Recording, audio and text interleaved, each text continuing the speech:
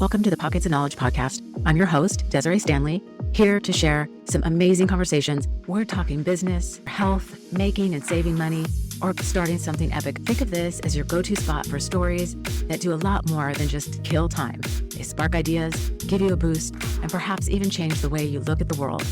I'm pulling in the experts, the thinkers, the doers, and the dreamers. We're about to dive into stories that open doors and ideas that light up your brain. Here we go. Welcome, everyone, to the Pockets of Knowledge podcast. I'm your host, Desiree Stanley, and with me today is my guest, Maren Oslac. How are you today, Maren? I'm doing great, Desiree. Thanks for having me on. Wonderful. I am so looking forward to our conversation. I can't wait for the listeners to hear it as well. And just to share a little bit about you, Maren, you are a self-described serial entrepreneur, and you really are so accomplished speaker, executive awareness coach, a flow consultant, and I can't wait to hear more about that. But you're also a co-founder and co-host of your own podcast, the Soulful Leader podcast. And so we'll talk about that a little bit later in the show. But again, welcome. And Maren, would you tell us how this journey happened for you? Like what led you down this path? It's been a lifetime, and I think that that's probably true for all of us. And, it really started, I was preteen, and my mom took me to a self-development weekend workshop, one of those things. And she took me and my brother, and I remember thinking to myself, my brother is a fish out of water, and I am home. Like I was like, oh my God, this is amazing. So before, like I said, I was probably 10, 12 years old. And by the time I was 14, I was working, I was helping them because I couldn't technically work, but I was helping at their summer camps, and I was doing all kinds of things with the youth for them and then with the adults. And it was interesting because spirituality and self-development and that whole side of my life, it's been a critical component of my life, my entire life, and I let it fade to the background. And when I say I let it fade to the background, for me, it was not in the background, it was primary, and I made sure to separate it from the rest of my life. I was the full-on high achiever. I did all the stuff. Like you mentioned, I started multiple companies. I had a dance company, not jazz tap ballet, but I did ballroom dancing. And I was the national champion in swing dancing and in country dancing and couples dancing. And I opened a studio. And so all kinds of things, right? I also had an investment company. Anyway, what I found as I got into my 50s was, I think what a lot of people experience was I was doing all the outer stuff. I had all the things that I could ever want. And I was still like, there's something more. There's something else. Like what, this isn't all, this can't, it's like kind of desperate. Like this can't be all there is, because it felt empty. It felt like when you want a snack at the end of the day and you like eat some Oreos and you're like, you're just not fulfilled. And so you just keep looking for more and more. And you're like, if I just keep eating sugar, it's still not going to fulfill me, but you just have that craving. That's how I felt in my life. And I realized that what I was really being called to was that I had separated these two critical components of my life, which was my outer work and my inner life. And when I brought those together, which was around the pandemic, magic happened. It was amazing. So I decided, that's funny. I laugh at that as I say it, because I think when you get to that point and you really step in and you stop all the, I want this, I want that, I want the other thing, you drop in and you start listening and you go, oh, something else is calling me. Something bigger is calling me. And I can't help but do it. I guess I could help but do it, but I know I won't be happy. So if I'm really looking and I'm willing to have that something more, that true fulfillment inside, it's a necessity that I step into this next iteration. And so that's in a kind of like a really summarized nutshell, kind of what got me here. Yeah, that's excellent. And thank you for sharing that with us. I love the example that you gave about, at the end of the day or that you've had your meal and there's just something else you're looking for. I think that's such a great way to think about it, because many of us find ourselves in that position where we're like, I've achieved all these things, or I'm still striving for something, but it just doesn't feel right. I just don't feel fulfilled. And so what a great way to think about it. And recognizing that you had to bring these things together, not keep it separate. And so often I feel like we do that. We have these outer achievements and accomplishments, but we're maybe denying the inner things that we want to accomplish, or we're keeping it completely separate. And so, yeah, great stuff, Maren. Thank you for sharing it with us. So, around the pandemic, I think it was a big turning point for a lot of people, right? I think so, yeah. Yeah, many, many people were like, okay, something's got to change. Something needs to be different. Here's an opportunity. And many people, not to say that it wasn't tragic in many, many ways, but a lot of people took it as an opportunity to change and grow and do something different, right? It does kind of feel like even as a culture, as a world, we were given a choice of you can continue the way that you've been doing things, which how's that working out for you? Right? Or you can look at doing it differently. And it was tragic. And I think that we find that in our own lives too, that oftentimes we get to that point where we hit a tragic moment, whether it's being diagnosed with something or a loss of somebody in our lives or just, a loss of a job, whatever it is, we hit a tragic moment and we're given that choice. It's important to do the grieving, right? And then what? Do we stay in it or do we take the opportunity that is being given to us and change the way that we're doing things? And I saw it on a global level, and I saw a lot of great things come out of the pandemic. And like you said, I'm not diminishing the tragedy that it was, and also that moment of choice. There was a lot of, okay, let's get back to normal, unfortunately.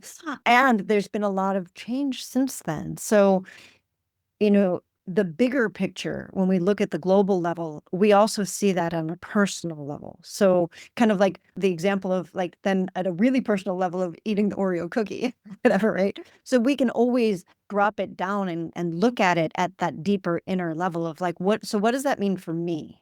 And then also, what does that mean for the larger whole? Because everything that I do will then also impact the larger whole. And obviously the larger whole impacts me. So there's this, we are interconnected. And so even like you said, for myself, when we're so busy trying to keep everything separate, I think it does us a big disservice because we're not meant to be. We're interconnected. Yeah, great stuff. And, I think the point that you made about, tragic situations, we can also look at it. It doesn't have to be that dramatic, right? Or that traumatic. It could even just be life changes, right? Or those transitions that we go through throughout our life. Those are those kind of fork in the road moments for us, or can be, right? So I think that's an interesting way to think about it. So thank you for that. Can we talk about, because I think what also happened is a lot of that hustle culture began to shift, right? And change. And I think the thinking around it changed. So what are your thoughts on that? I have a lot of thoughts on hustle culture. I think it's a stage that each of us needs to go through on our journey. And I think we got stuck there because there is something beyond the hustle culture. It's an important skill to learn how to hustle. And when we look at it from the perspective of being defined by it, and that's what our culture did, was how much you hustle defines who you are and whether you're approved of or not. I remember the many industries and like in any industry, how many hours you were at the office was like the mark of a, like, what is that, a gold star on your freaking forehead? It does start to piss me off because so many studies showed that when you work in increments and you do less actual in the office work and you have time for yourself, you actually produce more and it's better quality and you do it faster. So why we embraced this concept of hustle as the way to measure our success, it's kind of crazy to me. Well, one of the things I know we'll talk about later, and it just came up in my brain as we were talking, is there's a wonderful book called The Diamond Cutter. And it's a Buddhist monk who went into the diamond industry, which is a very high pressure industry. And it's his story of working 4 days a week or 3 days a week, and like doing less and changing his entire business, the people that hired him and like all of the stuff. It's a great book. Gosh, I read that when I was in my 30s. And it really changed the way that I thought about my own work. And I decided at that point in time that I didn't want to be defined by somebody else's version of success. And that would be, like because I put in enough hours or ran myself ragged or, what's the cost? If I get burnt out, then I'm not good to anybody anyway. So, yeah, I think that the presumption is that the people who are adhering to the hustle culture are high achievers. And a high achiever does put in a lot of work. When we look at high achieving athletes, masters in anything, they put in a lot of work. That work looks different because it comes from a place of passion. I'm going to take it back to when I said, like, when you feel called to do something, you're like in it. You've got your blindfolds on and you're like, oh my God, I can't, but you can't wait to get to work. You're excited about it and you have ideas in the shower and you're always thinking about it, not because somebody's got a whip over your head or you think that it's the right thing to do or you should. It's because you're so in love that you can't not do it. And so I think that maybe the hustle culture was based in that of seeing true masters who are like so engrossed in their work that they can't help but do it. But that comes in periods, first of all. And second of all, that's not where most people are in their lives or in their work. It would be ideal if we were. And that's kind of what I'm all about is like, let's find what lights you up that much that you just want to like share it with everybody and do it all the time. Hey, because then it feeds us. And that's the thing. I think the most important thing about the hustle culture is it's not feeding us. It's detracting from us. It's pulling life force out of us instead of putting life force back into us. And that's one way that you can tell if you're off is, are you drained by it? If you're drained by it, you've bought into, and maybe I'll change that. Instead of saying you've bought into, you've been conditioned by society to believe that that's just the way that it is. And at some point you'll retire and be done with that, but you've put your time in. And I would argue that there's a better way. There's a different way, and that we don't have to buy into that. Yeah, so true. So much good stuff in there, Maren, for sure. And, I want to just touch on a couple things. This idea of hustle. And I think it sort of almost got out of hand, right? Because when you're talking about trying to achieve a goal, we know often we have to work hard to achieve it because there's steps that have to be taken to get where we want to go. And the same thing with, star athletes, right? 10,000 hours to mastery is something like that, right? And so we know these athletes are working really hard. But again, it goes back to your point of when you love something or you're called to something, you can't not do it. Like you absolutely have to do it. And there's nothing wrong with that. Like you shared, it's when you are feeling as if you have to do it or there's something wrong with you, or you have to do it because your job is tied to it. And it made me think of lawyers and attorneys and how their billable hours and all of this. And so they're working, 80+ hour weeks. That's absolutely going to drain you, right? I mean, you cannot sustain that. And so this kind of ties into your idea of flow and the flow working, because if it's something that you love, you get into that kind of flow state, if you will. So do you want to talk about that at this point?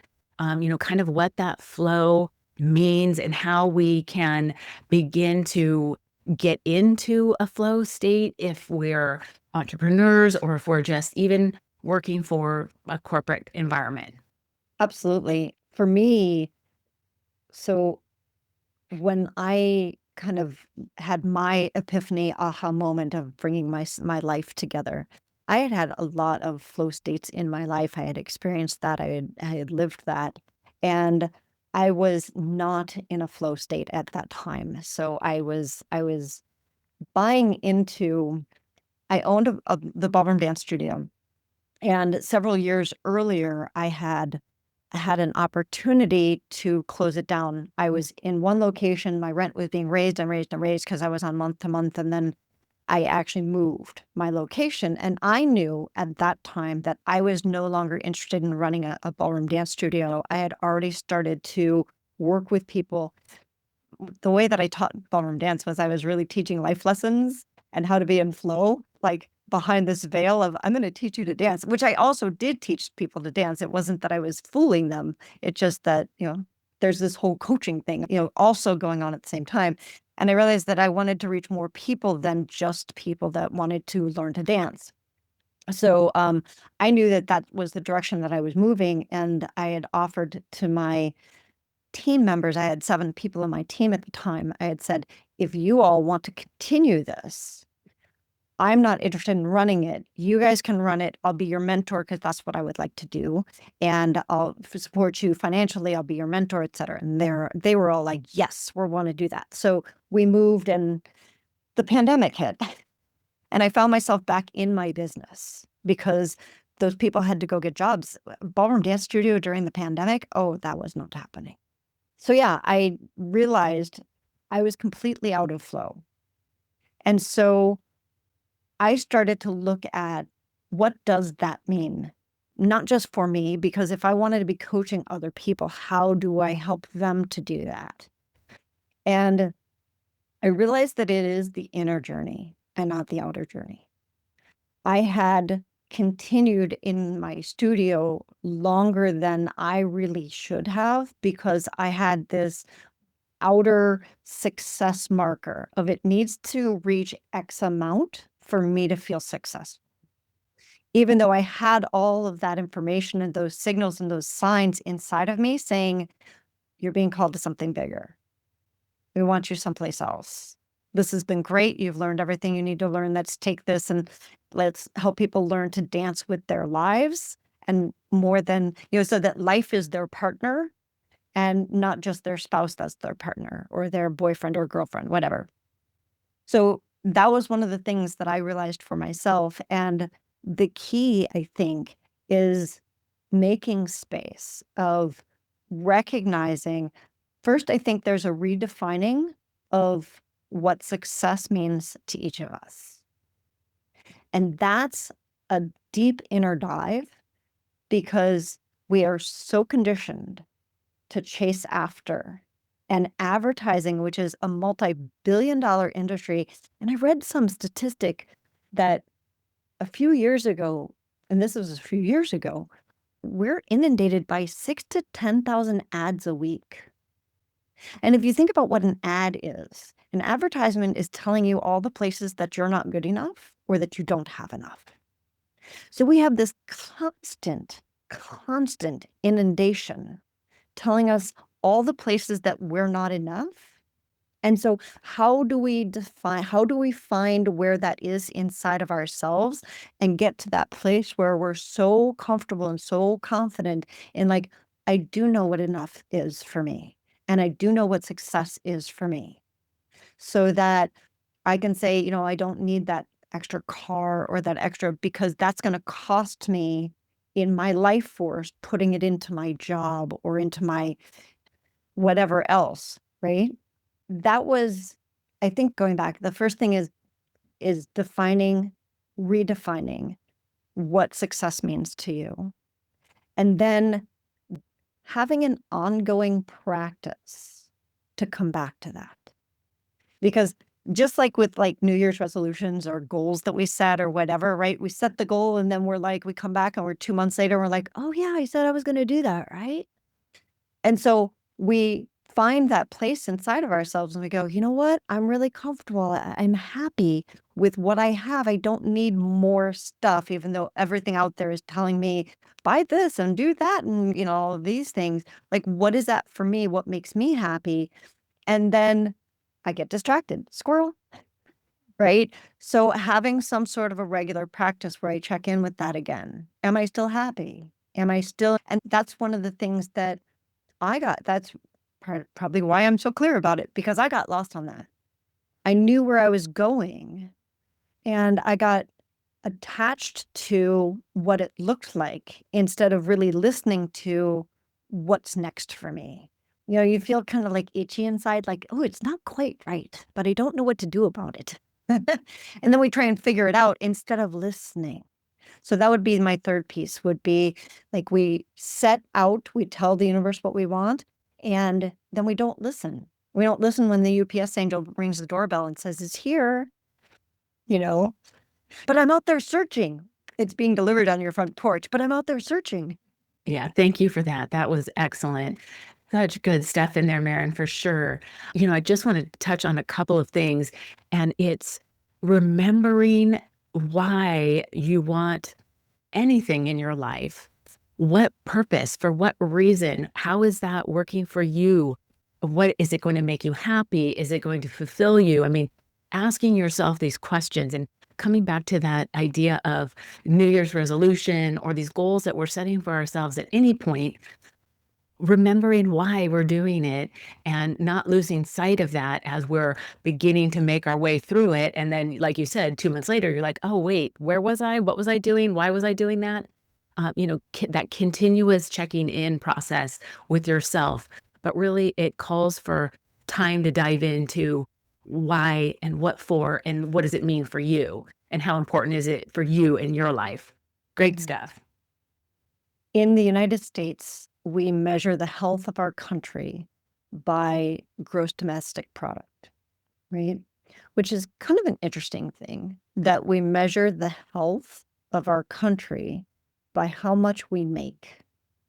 And we wonder why the hustle culture exists when we're measuring our health. It just is so backwards to me. And there's a small country called Bhutan. Most people have never heard of it. It's one of the poorest countries in the world. It's landlocked at the base of the Himalayas and consistently shows up as one of the poorest countries in the world when they do their studies. It also consistently shows up as one of the happiest countries in the world. And they intentionally created their country like that. They don't measure the health of their country by gross domestic product, GDP. They measure it by gross national happiness. And they have a full outline of what that means and what they measure. And I remember a book a few years ago called Measure What Matters. And I think that that's significant, that one of the happiest countries in the world, also one of the poorest, measures their happiness. And it speaks to your point of when you measure it and you come back to it, you will move in that direction. And in this country, we're conditioned to measure how much our production level, our monetary worth, not our happiness. We've assumed that those things will get us to happiness. And there's proof right there. One of the poorest countries in the world is one of the happiest countries in the world, that those things are not necessarily equated. And even here, they've done studies that say once you get to a substance level where you are, comfortable, right? Where you can cover your bills, more money doesn't actually make you any happier.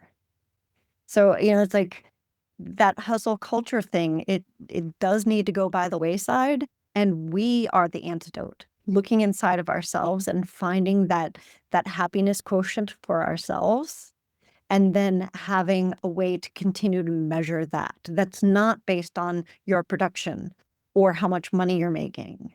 What else makes you happy? What's, find that and then measure it regularly. Yeah, I think that's such an interesting point. because you can't necessarily measure happiness like they can measure GDP or a production hours or something like that, right? So I think that it can be a challenging position to be in. Like, how do you measure happiness level? And perhaps it just needs to be the questions that are asked, right? And, what's interesting is so people can go even on Wikipedia and look up is gross national happiness. And it'll come up with, they've got a great little graph. And I had done some research on it for a talk that I had done a while ago, but I don't have all those details on the top of my head. They have different areas and how they measure it and what they're doing. So if that's of interest and that would be helpful, it's a great resource. Excellent. Well, thank you for sharing that. And we'll do a little digging and we'll see if we can find a link to that so we can include it in the show notes for listeners if they're curious to check it out. So let's talk a little bit now about, because we've talked a lot about hustle, that often goes with high achievers, right? Because people who want to achieve a lot often are in that hustle, sort of mindset. So how can high achievers ensure that their internal well-being and growth matches that external, success? That's a great question. They need to have a practice for it, which is not something we're taught in this country. In this country, we're all about the outer. And once I achieve that, it's kind of like the whole retirement thing of once I achieve, then I'll get to have time for myself. Once I do the outer, then I'll make time for the inner. Not realizing that the having both grow is essential. And when one part of you is stagnant, you feel it, right? You're not bringing all of you along. So internal practices, oh gosh, there are so many. You could do some flow writing. So I remember there were a few years ago, there was a woman who wrote a book called The Artist's Way, and she has morning pages. For me, I do evening pages. I have actually, to be honest, I've never read her book. I've just heard about it because I would explain what I do, my flow writing, and somebody would go like, "Oh, that's morning pages." I'm like, "Yeah, but I do it in the evening." So at the end of every day, I ask truly, I ask life mission questions. So we haven't talked about life mission yet. I have been studying with a gentleman named Daniel Goodenough for 30 years, and I work with him every week. And he has a complete body of work around life mission. And I think that for me, life mission is if we're connected to our why, you had mentioned that earlier, right? And I'm talking our big why. Like, why are you here on the planet at this time? When we get connected to that and are in a regular conversation with it, we get guidance beyond what we could get from our figuring it out minds, our wonderful brains up here, which are wonderful, and they have a limit. So, as a high achiever, one of the things that we're always trying to do is next, next, next. I want the next level, the next level. And part of that is because we get our chemical dopamine hits from getting next. And part of it is kind of, I think, a little bit wired into us. And so realizing first that there's something beyond high achiever. So when we look at it from a spiritual perspective, and Ken Wilber's got some great work on this, so does Claire Graves. Actually, Wilber's work is based on Claire Graves' work about the development of our personality, of us as people, as human beings, human development. And high rational achiever is about halfway up our development, which is a surprise to most people. It was a surprise to me when I started looking at that. I was like, oh my gosh, really? What's after that? And I got really interested. And what's after that is what you're talking about, the inner development. Is at some point, all of that outer chasing starts to not be as rewarding, right? It's like, well, okay, so if it's not that, then what is it? And then we start to go on this inner journey. And you hear a lot about, like people who have gone off to India and gone to study with the gurus and da da da. And That's all well and good. If you've got the time and the energy and the money to do that, great. And we're at a point in our history that it's critical for us to also be able to do that in our lives instead of exiting our lives to do it. What does that look like to do that in my life? So bringing that full circle back to my life mission questions. So I guess I'm going to just keep giving books out there. There's a wonderful book actually by Daniel Goodenough called Caravan of Remembering.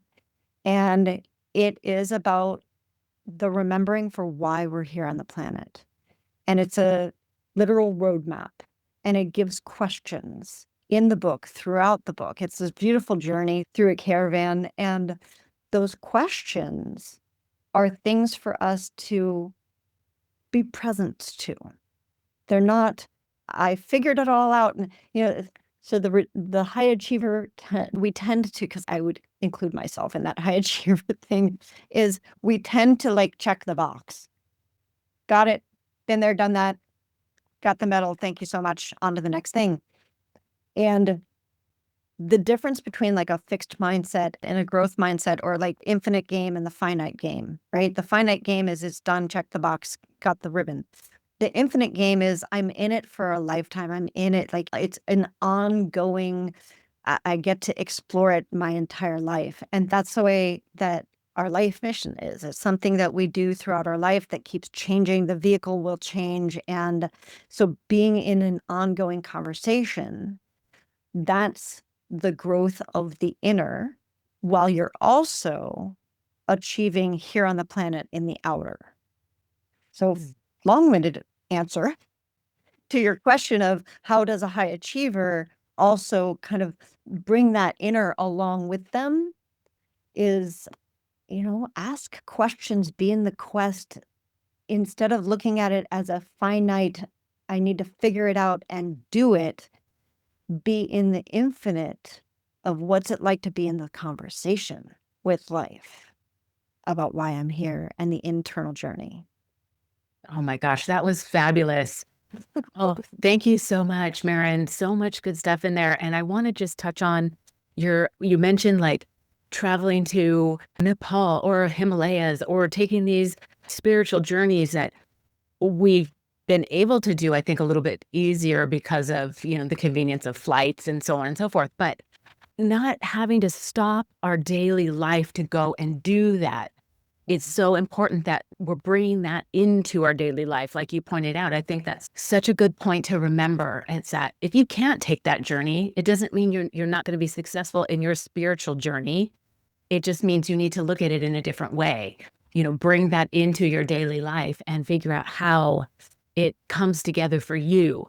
And I think that's a great point and really important for us to think about. And thank you so much for the books that you've shared to this point in our conversation. And usually I close out the show with some books, but you are sharing some fantastic books all the way through this episode. So I'll detail it in the show notes for sure, but thank you for that. So let's talk a little bit then about maybe practices or actual things that we can do, on a daily basis. You mentioned morning pages from one of the books and that you do evening pages. So what are some other things that we can be doing on a daily basis that can really help us get to a point where we're learning about ourselves and understanding things and where we want to go and what we want to do, but also in a way that kind of brings it all together for us? I think one of my favorite things is a space practice. And I know that sounds strange. I love meditating. I meditate. I do appreciate anything that'll help us to develop our attention span, because we're such a distracted culture that I know that's why a lot of my clients will say, it's like, oh, I just can't meditate, because the minute you sit down, your brain is going da da da, right? So I guess that let's start there.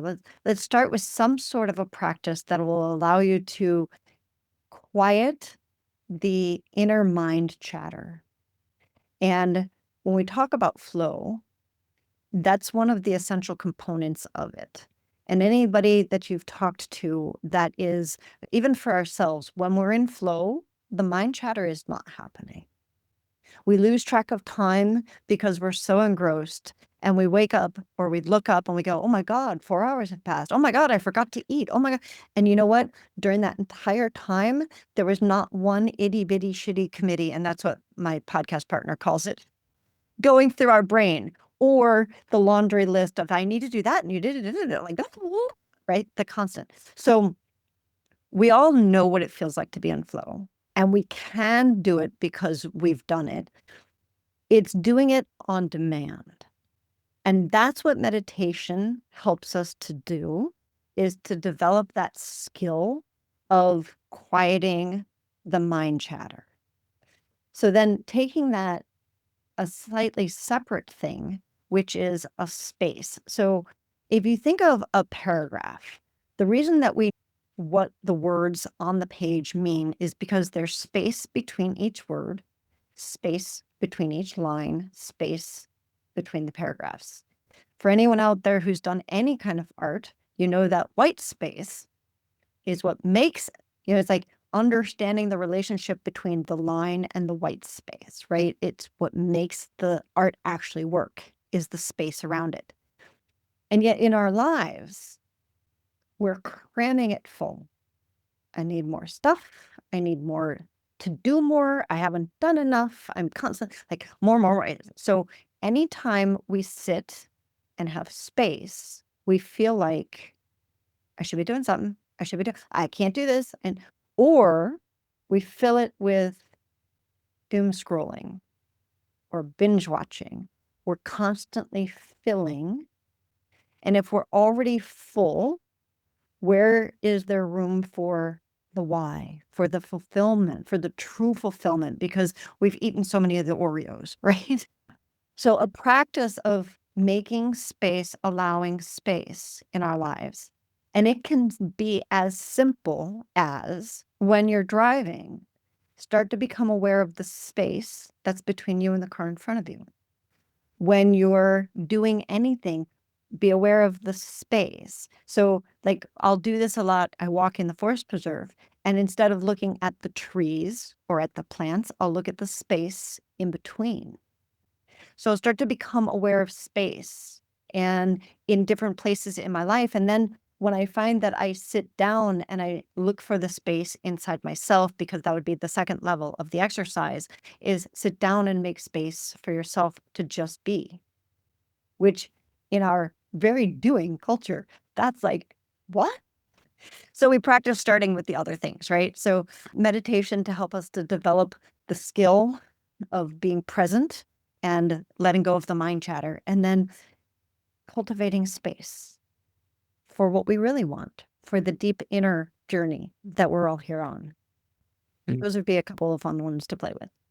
Yeah, thank you for that. That was excellent. And when you were talking about meditation, I think it's so often we feel like, first of all, we don't have the time. And that goes back to your point of space, because we're not allowing any space in our calendars.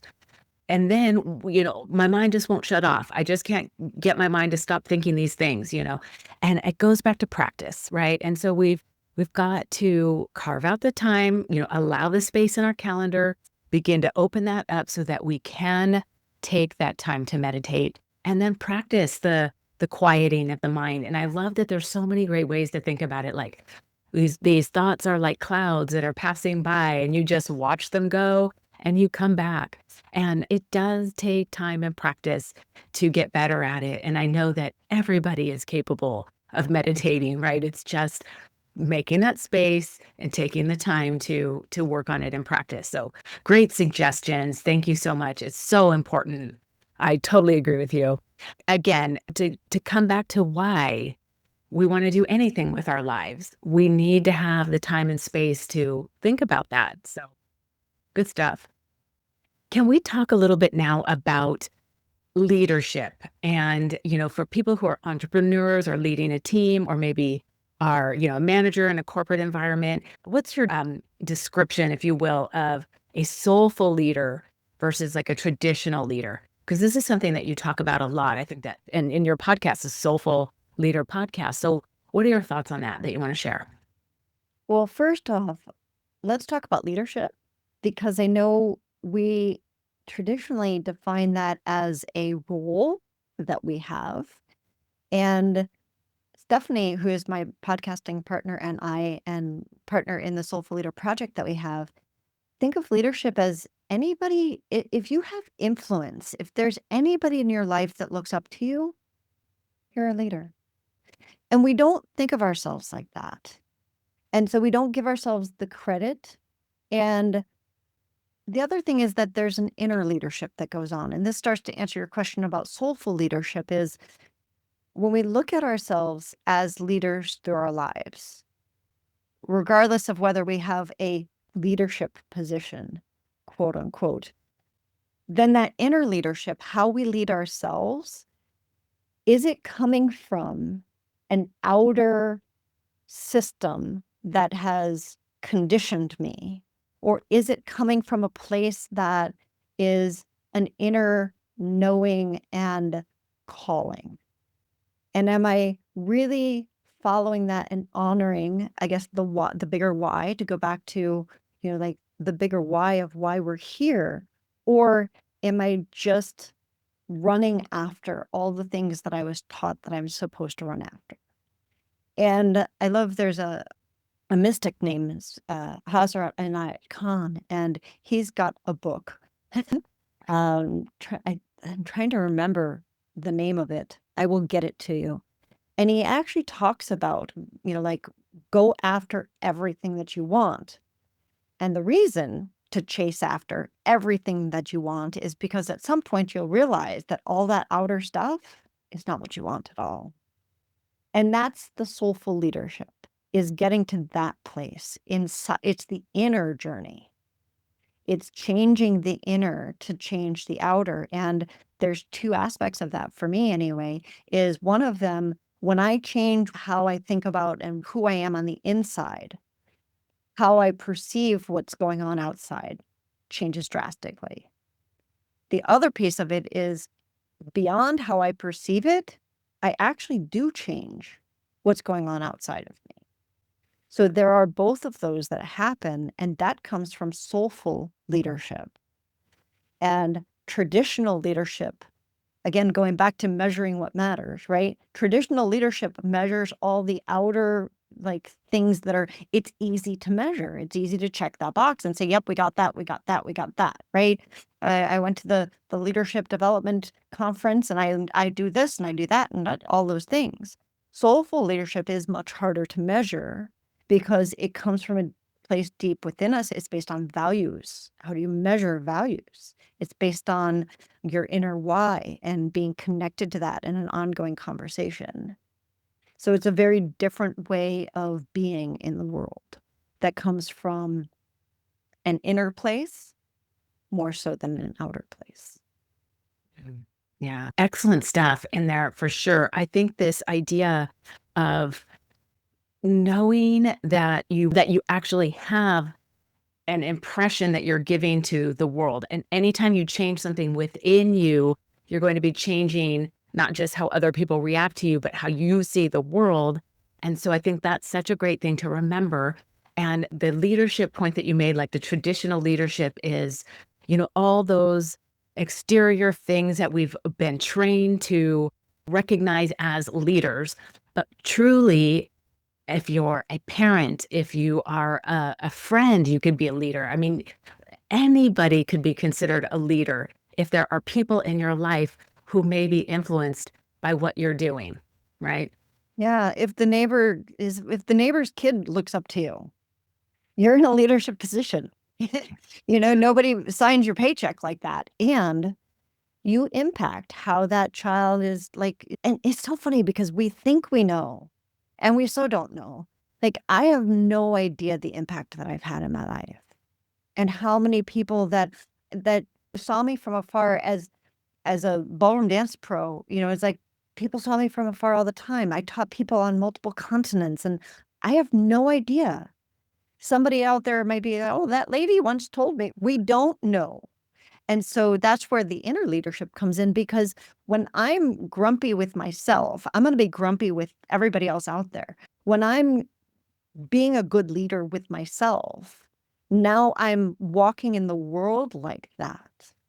And now I am a leader that I feel confident in being and saying, it's like I'm not trashing people or doing things that, 10 years from now I go, oh my God, why did I do that? Which happens too, right? Because like I said, it's the infinite game. We're in it for the long haul. So Yeah, good stuff for sure, Maren. Thank you. I think at this point, because you mentioned about your podcast and your co-host, so it's the Soulful Leader podcast. Do you want to tell us more about it? Like, how did you come to launch that? And what is it you talk about on the show? How often do you release episodes and all of that? yeah, so Stephanie and she lives in Canada and I live in the United States. So she's in Nova Scotia and I'm outside the Chicago area. And we have the same spiritual teacher, Daniel Goodenough. And we've known each other for 30 years and our lives have done that like we keep intersecting thing in random places, which is like, oh, we both ended up with the same business coach in Bali. How do we like, oh, okay, we both ended up with the same speaking coach in Toronto. It wasn't even like, oh, Halifax, that must be Stephanie's speaking coach. No, it's like weird things like that. And so our lives just kept intersecting in weird places. And in just before the pandemic, we had intersected and it had been kind of like, you know what? I think we're meant to work together. Let's pay attention to that. And so we started to pay attention to it and we started to talk to each other. And then she had been working with the Canadian government and doing some work with business. And that's where I was headed also, is working with businesses and with leaders at all levels. And so we partnered and we created the Soulful Leader podcast first to start talking about what does it mean to lead from the inside out. And then we started the Soulful Leader Project, which is, it's like, okay, there are people out there, and how do we create a community of people that support each other, that come from a place of connection and collaboration instead of competition? Which, again, there's another distinction between traditional leadership is everybody out there is your competition. And soulful leadership is everybody's out there to help you and collaborate with you. So yeah, we're bringing that community together. And that's the stuff that we talk about on the podcast is really shifting the inner. And what does that mean? And how does that look in life and as a leader? And how do I do that on a regular basis instead of trying to remember it every, few months when something goes sideways in your life and you're like, oh yeah, I'm supposed to. We talk about practices, we give tools, we give examples, we tell stories. Stephanie's an amazing storyteller. So yeah, we'd love to have anybody that's interested in listening to us. We also are on all the podcast platforms and we're on YouTube as well. Excellent. I will absolutely detail the information in the show notes to have the listeners be able to get to it easily. I encourage everyone to check it out. I will for sure be following along as well because it sounds tremendous. And I think that you're so right. This idea of collaboration, cooperation is really going to get us further than competition, really any day of the week. I think we can get farther when we work together, I feel like. So I think that's a beautiful thing. It's good stuff. And I love the sort of idea of happy accident. And you're sort of crossing paths and you're like, how is this possible? But you were definitely intended to work together if you're crossing paths that frequently, right? I think that anytime we have these experiences or we're meeting with people and it's like you keep coming back together, there's a reason for that. And you need to stop and look at it. So it's good that you did, right? Absolutely. Absolutely. Having that regular practice of like, your flow pages or whatever you're doing of, okay, what are the synchronicities that are happening in my life and how am I being aware of them so that they don't just pass me by? I'm actually tracking that. Yeah, for sure. Awesome. Okay. Well, Maren, at this point, is there anything that you'd like to share with the person listening that you maybe haven't said to this point in our conversation that you really think that they need to hear? What would you like to share? I think the thing for me is you had mentioned it earlier, when we're in those transitions, oftentimes we look at big things in life, right? And oftentimes we have the small transitions where we're given a choice, and most often we'll make the safe choice, the one that logically it makes sense, and I can write all my pros and cons on my piece of paper. And the work, the inner work that we do with clients and that I'm encouraging your listeners to do helps us to get comfortable with being uncomfortable, so that when we're in those places of choice, we can make the choice that's closer to our heart rather than the one that feels safer. And I think that so often we long to do that and we don't know how. So, what I would encourage your listeners to do, that's a wonderful practice to start doing, is find one small thing every day that makes you uncomfortable and start getting comfortable with the uncomfortable, so that when something comes along that you long for, you don't, I hate to say this, but you don't take the easy way out. Right? It's the safe way. And there's nothing wrong with the safe way, except for the fact that every time we do it and our heart doesn't want us to, a part of us dies inside. And on this planet right now, we need people who are fully alive. That's our antidote. You guys are our antidote. Choosing fully alive is the antidote to everything that's going on right now. So join in. I want everybody to be all in, fully alive. Yeah, that's beautiful. Thank you very much for sharing that with us, Maren. Oh, this conversation has been so fantastic. Before we close out, I usually have my guests share books that they think have been influential, beneficial, and you've shared quite a few through this episode. So I will detail those for the listeners to check out, because I think you've probably mentioned 4 or 5 books. I thank you again for those, because they really did, at each point in the conversation, have something meaningful that really played on what we were talking about. And I encourage the listeners to check out the different books, because it may spark some new idea or thought or direction in their life. Who knows, right? Okay. Lastly, Maren, would you share with the listeners how they can find you, follow along with the work that you're doing? If they have questions for you, how would they be able to do that? Yeah. So I'm on, let's see, Instagram, Facebook, and LinkedIn, all under @MarenDance. And that's my website as well, marendance.com. And Maren is Maren, Dance is Dance. So you can find me just about anywhere at Maren Dance. And then if you're interested in the podcast, like I said, we're on all the major platforms. You can also visit our business website, which is TSLP, which stands for the Soulful Leader Project, TSLP.life, because like I said, I want everyone alive. So TSLP.life. And we would love to hear from you, have you join us and be a part of the movement towards inner leadership. Yeah, excellent. Thank you for sharing that. All the details will be in the show notes. Again, Maren, this has been so wonderful. Thank you for taking time to come on the show and share this with us. It's been tremendous. Thank you. Thank you, Desiree. You're a beautiful host. It's been great chatting with you. Thank you. We'll talk more soon. Thank you, dear listeners, for tuning in to another insightful episode of the Pockets of Knowledge podcast. We appreciate your time and curiosity as we explore fascinating topics together. If you enjoyed today's discussion, be sure to join us next week for another amazing episode. Remember, your journey of learning and growth is a continuous adventure, and we're thrilled to be part of it. Don't forget to subscribe so you never miss an episode. Until next week, stay curious and keep exploring those pockets of knowledge.